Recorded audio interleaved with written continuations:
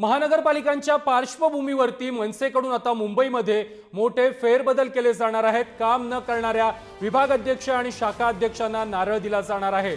24 जूनला सविस्तर अहवाल राज ठाकरेंना देण्यात येणार आहे। जुलैच्या पहिल्या आठवड्यामध्ये फेरबदल आणि नवीन नेमणुका या जाहीर होणार आहेत। केंद्रीय समितींना राज ठाकरे यांनी या संदर्भातील आदेश दिलेले होते आणि 2 आठवड्यामध्ये अहवाल सादर करण्याचे आदेश देखील राज ठाकरे यांनी दिलेले होते आणि त्याच पार्श्वभूमीवर आता मुंबईमध्ये मनसेमध्ये मोठे फेरबदल होणार आहेत। या संदर्भात अधिक माहिती देत आहेत आमचे प्रतिनिधी श्रेयस सावंत। श्रेयस, काही दिवसांपूर्वीच मुंबई अध्यक्ष म्हणून संदीप देशपांडे यांची नियुक्ती करण्यात आलेली होती आणि त्यानंतर आता मुंबईमध्ये मनसे मोठे फेरबदल करताना पाहायला मिळते।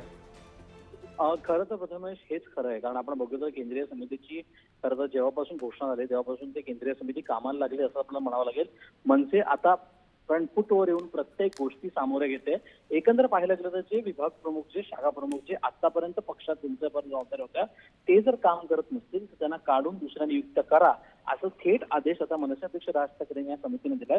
मुंबई शहर अध्यक्ष संदीप देशपांडे आणि बाकी सगळे जे प्रमुख नेते आहेत जे केंद्रीय समितीचे आहेत, सगळ्यांमध्ये मागच्या 3 दिवसापासून सलग बैठका सुरू आहेत। त्या बैठकांमध्ये कुठे ना कुठे तेच सगळे प्रयत्न सुरू आहेत। त्या सगळ्या समिती विभाग प्रमुखांना, शाखा प्रमुखांना शिवतीर्थाच्या निवासस्थानाच्या बाजूला जे त्यांचं ऑफिस आहे, कार्यालय आहे, तिकडे बोलून त्यांच्याशी बोललं जात आहे की का काम होत नाहीयेत, जर काम होत नाही तर त्याचे काय बदल करावे आणि जर बदल करावे तर काय, कोणाचे काय काय बदल करावे लागतील आपल्याला, या सगळ्या गोष्टी सूचना आता मनसे घेताना दिसत आहे। 24 तारखेला खऱ्या अर्थानं आता जो अहवाल आहे, जो आता केंद्रीय समितीचा असेल, तो 24 तारखेला पुन्हा आता मनसे अध्यक्ष राज ठाकरे यांच्यासोबत जी बैठक असेल त्याच्यात तो त्यांना सादर केला जाईल आणि मग जे फेरबदल आहे ते आपल्या सगळ्यांसमोर येतील। मात्र केंद्रीय समितीची फेरबदल केल्यानंतरची ही सर्वात मोठी गोष्ट आहे, कारण आता मनसे महापालिका निवडणुकीला अगदी फ्रंटफूटवर येऊन सामोरं जातंय, हेच आपल्याला म्हणावं लागेल। अगदी श्रेयस, धन्यवाद तुम्ही दिलेल्या सविस्तर माहिती संदर्भात।